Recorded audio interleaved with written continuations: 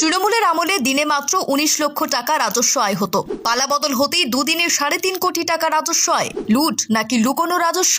বীরভূমে বেআইনি পাথর কারবারে রাশ টানার ফল মিলল হাতে নাতে। দুদিনে ৩.৫ কোটি টাকা রাজস্ব জমা হলো সরকারি কোষাগারে। তৃণমূল সরকারের আমলে একটা সময় রাজস্ব বাবদ প্রতিদিন মাত্র ১৯ লক্ষ টাকা আয় হতো। পরে তা বেড়ে হয় ৭০ লক্ষ টাকা। এই তথ্য তুলে ধরে বিজেপির দাবি, তৃণমূলের ১৫ বছরে ১০,০০০ কোটি টাকা লুট হয়েছে।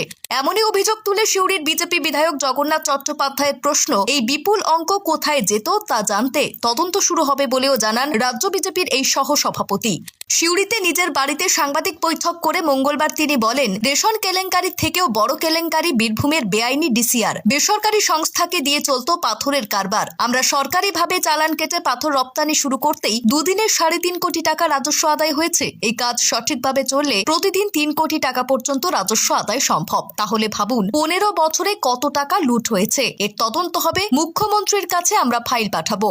তৃণমূলের আমলে বীরভূমের বেআইনি পাথর কারবার সংক্রান্ত ভুরি ভুরি অভিযোগ উঠেছিল। মোহাম্মদ বাজার থেকে শুরু করে ময়ূরেশ্বর, নলহাটি, রামপুরহাট, মুরারই প্রভৃতি এলাকার ৯টি চেকপয়েন্ট অর্থাৎ ডিসিআর থেকে চলত পাথরের কারবার। এই চেকপয়েন্টগুলি থেকে বড় বড় পাথর বোঝাই ডাম্পার, লরি থেকে টাকা সংগ্রহ করার দায়িত্ব ছিল বেসরকারি সংস্থার। এই জেলায় কমপক্ষে ২৫০টি সম্পূর্ণ বেআইনি পাথর খাদান রয়েছে। সেগুলি থেকে পাথর উত্তোলন করে চেকপয়েন্টে টাকা দিয়ে চলত পাচার। প্রশাসনিক এবং তৎকালীন শাসক দলের মদতেই বেআইনি কারবার চালানো হতো বলে অভিযোগ। রাজ্যে পালা বদলের পর এই পাথরের বেআইনি কারবারে রাশ টানে সরকার। জগন্নাথের অভিযোগ, পরিসংখ্যান থেকেই বোঝা যাচ্ছে ২০২৫ সালের এপ্রিল মাস থেকে অক্টোবর মাস পর্যন্ত প্রতিদিন ১৯ লক্ষ টাকা সরকারি কোষাগারে জমা পড়ত। বিজেপি বেআইনি পাথরের কারবার নিয়ে আন্দোলন করায় ২০২৫ সালের নভেম্বর মাস থেকে ২০২৬ সালের মার্চ মাস পর্যন্ত প্রতিদিন ৭০ লক্ষ টাকা রাজস্ব জমা পড়েছে। আর যখন থেকে এই চালান কাটার দায়িত্ব